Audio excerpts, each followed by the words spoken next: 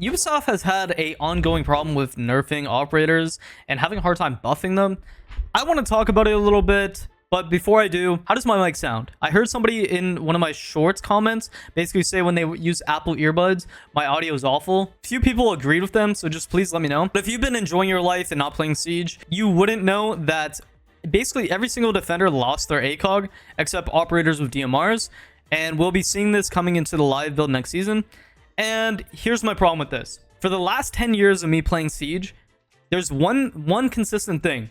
Ubisoft has never known how to properly balance operators to make them both competitive and fun to play. And they've basically masked this problem with a band-aid fix of giving and taking away acogs, which makes no sense in my opinion. This video kind of got sparked from Rosco 100 when I saw him make this tweet, basically highlighting like the changes for the new season.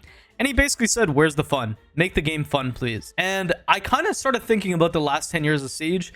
When was the most fun season for me when I played? And I want you guys to comment down below, what was your most beloved like time that you played Siege? When did you have the most fun? Could have been when you started playing, or was it a certain update?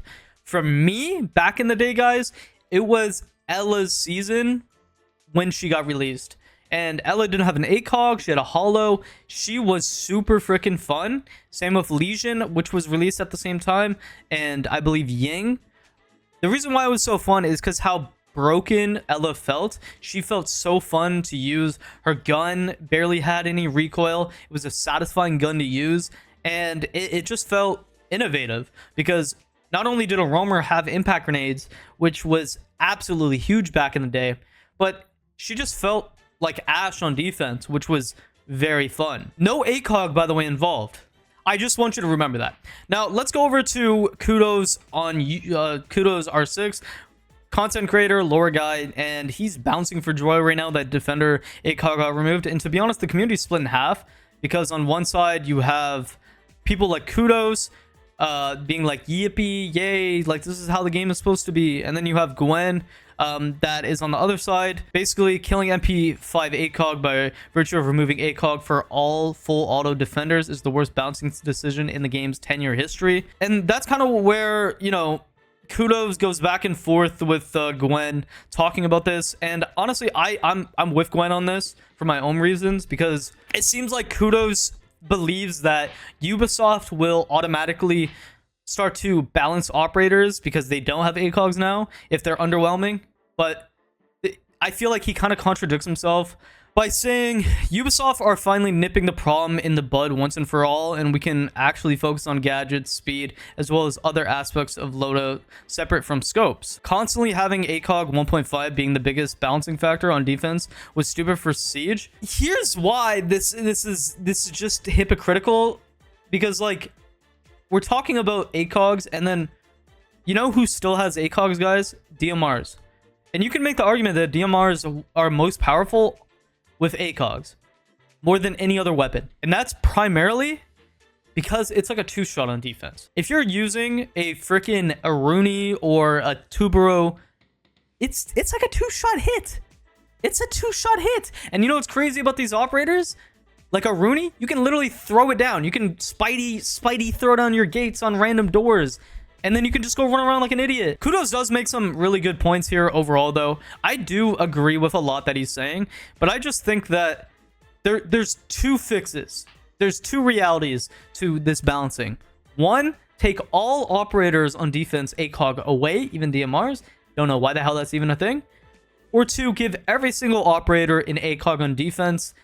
And let me explain why I think that's a good idea, rather than the other idea of taking it away. If every single operator has ACOG, it kind of has the same effect if no operator had ACOG, because the good operators with good utility and good gadgets are going to be played just as much as if no operator had ACOG. Also, it just makes the game fun.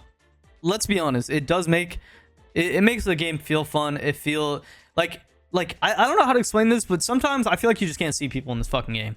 And it's super annoying because on defense, they kind of try to balance it so you don't be aggressive and peak attackers. And, you know, they want the attackers to basically initiate the fight in a lot of instances since they have the ACOGs. To be honest, I think that the game is best played when you have the freedom to do what the hell you want in Siege. That is the best way that Siege is played. And this is kind of going back to what Kudos saying about Doc. He basically was saying a healing defender shouldn't be the most picked because of a scope. It undermines their gadget and makes them simply a gunner. No matter what, I believe this wholeheartedly. No matter what, Doc is one of those operators that are so freaking simple that they're complex to use, because the player base sees how other people play and they want to be like that. They're focusing on gunfights. Majority of the player base is not going to be thinking about strategy unless they actually want to get into high ranks. So the operator Doc in itself is going to be played the same fucking way, in my opinion, with a holo than he does with an acog. Because literally you can run around, you can shoot people, you can take damage, and then you can heal yourself. Honestly, you can really be like, screw your teammates. I don't agree with that gameplay, but it is a way to play the game. That is another thing about Siege that I love, is that you can play any operator how you see them fit well. And if you play them stupid, if you play them wrong, if you try a different strat and it doesn't work, then it doesn't work. Like, hopefully you learn from it. But saying that automatically taking away something like an acog from an operator like Doc, I don't think it's going to change that playstyle. It's just going to do what he hates, and that's making a gunner operator go from picking Doc to picking somebody like Tuberel that has an acog, and automatically be like, okay, I'm not going to use my Tuberel gadgets how you think I should. I'm going to use them to freeze drones, play aggressive, jump out windows, freeze claymores. So I don't know. I feel like there's like almost like this idea that you should play operators a very specific certain way in default. The beauty of Siege, in my opinion, is you can play any operator as stupid as you want. You can try different strategies as much as you want, and that's the beauty of Siege. The game is so boring when everybody just plays default. Game after game after game after game. The fun of being able to jump out windows on defense or run out on somebody in general is there's a thrill in forcing gunfights.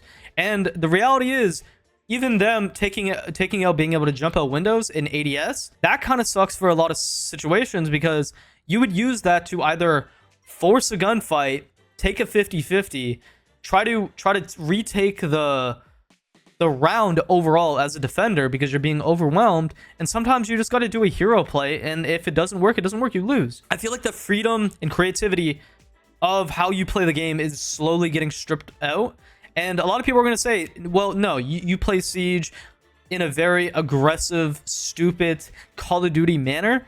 That's not how you play the game. And I think that's wrong to even say that players shouldn't play like that.